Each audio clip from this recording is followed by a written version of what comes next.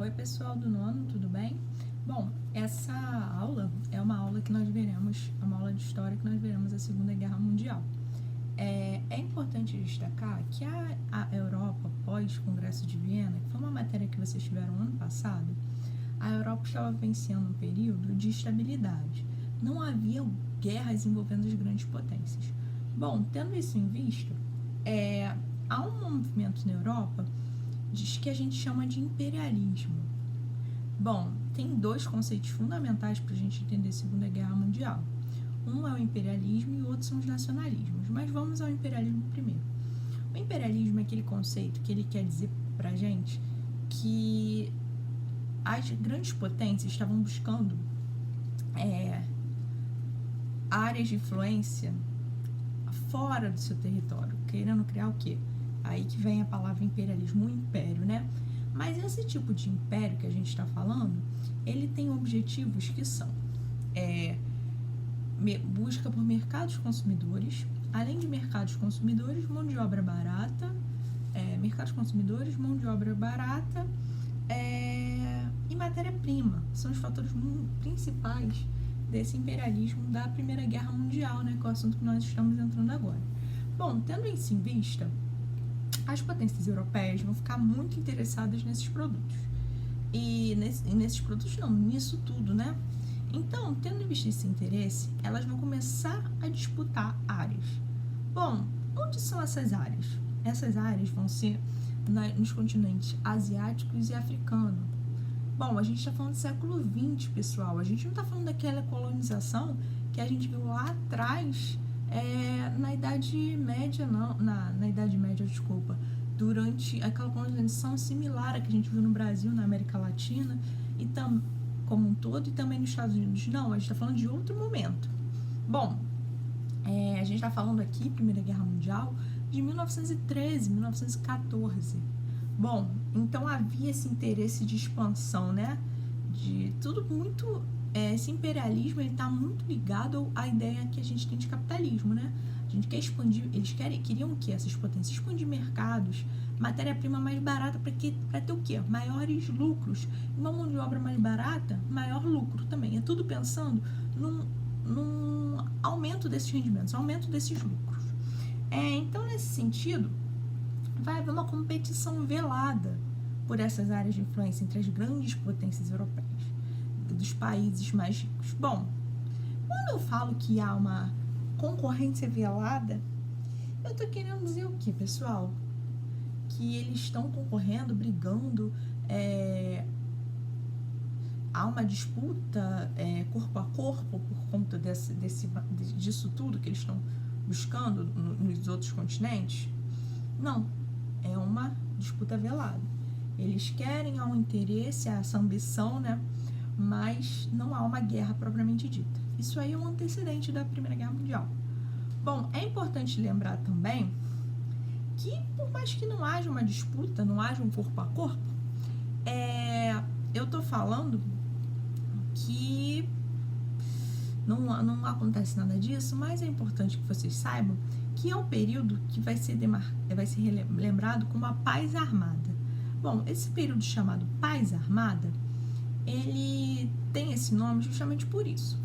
Não há um corpo a corpo, não há uma disputa, mas há um investimento em material bélico, em armamento. Tudo bem? Bom, não há um corpo a corpo, mas esses países, essas potências estão investindo em arma. Por que será? Bom, tá ficando claro que em algum momento talvez aconteça alguma coisa por conta dessas disputas. Mas esse período, como eu já havia falado, de investimento em material bélico e ausência de uma disputa, né, mais brutal, uma disputa violenta, se chama Paz Armada, porque há um investimento em material bélico, armamento, mas não há uma disputa propriamente dita. Bom, lembra que eu falei dos nacionalismos, que é um conceito importante para a gente entender o desenvolver da Segunda Guerra Mundial? Bom, nacionalismo vem da palavra chamada nação. E nação é um conceito fundamental para que a gente entenda isso aí. É quando a pessoa tem um sentimento, e o nacionalismo, de pertencimento a um determinado local. um sentimento de pertencimento, um orgulho de pertencer àquele determinado local, àquele determinado povo ou àquele determinada nação, né? Que a nação envolve paixões, aquele determinado país.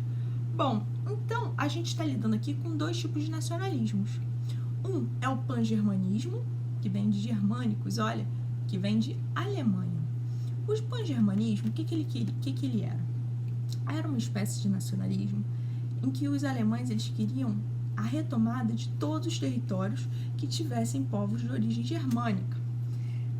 Bom, eles queriam anexar essas terras, eles queriam conquistar, para criar uma grande terra, um grande território germânico. E de outro lado, a gente vai ver um outro sentimento de nacionalismo. Olha como esse nacionalismo acontece. Não há um Estado que define, um país que define o que eu sinto. Esse nacionalismo é um mito que se cria de que nós devemos estar juntos, que nós pertencemos àquilo, envolve paixões, o interesse de união entre aquelas determinadas pessoas. Bom, então com a Alemanha, como eu já havia falado, os alemães vão querer anexar terras que havia também povos de origem germânica, tudo bem? Com o pan-eslavismo, são povos de origem eslava que estavam sob domínio de um território que não existe mais hoje dessa maneira, que é o Império Austro-Húngaro, né? Que era um império que juntava Áustria e Hungria. Hoje em dia, esses impérios, a gente vai ver lá pro final, o Império Austro-Húngaro se desintegrou, formando países diferentes. Bom, então a gente tem dois tipos de nacionalismos aqui para entender a Segunda Guerra Mundial. Bom, só que esse pan-eslavismo, ele vai ser um movimento incentivado pela Rússia, né? Porque ela tem interesses nisso aí, nesses pequenos territórios, nesses povos, né? De um modo geral, de origem eslava. Bom, e por outro lado, a Sérvia, né? Recusa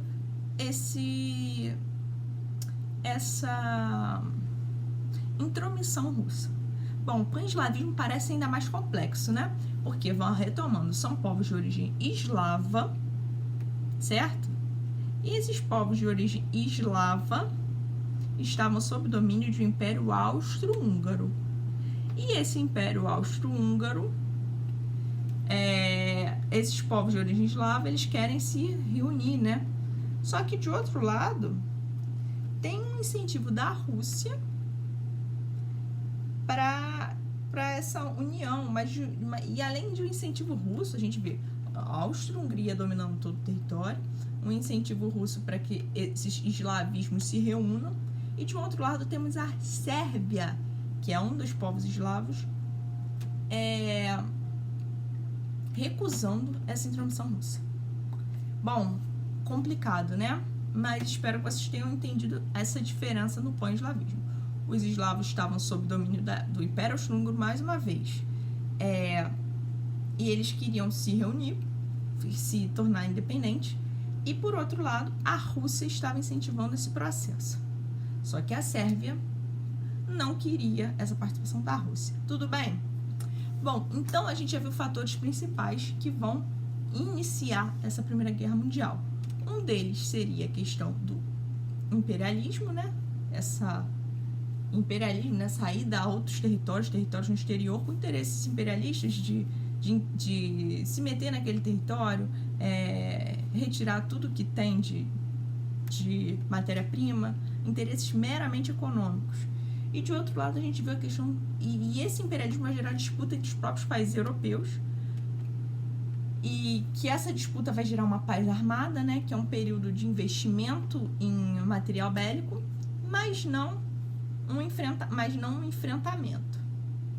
Por outro lado, a gente viu dois tipos de nacionalismos. A Alemanha, que quer anexar todos os territórios de origem com povos germânicos, povos de origem germânica, e o pan-eslavismo, que quer se reunir, se tornar independente, está sob o domínio do Império Austro-Húngaro, e tem, por outro lado, o incentivo da Rússia, que é totalmente rejeitado pela Sérvia. Pessoal, tudo bem? Mais adiante, a gente vai falar sobre o início da guerra. Bom, então vamos lá.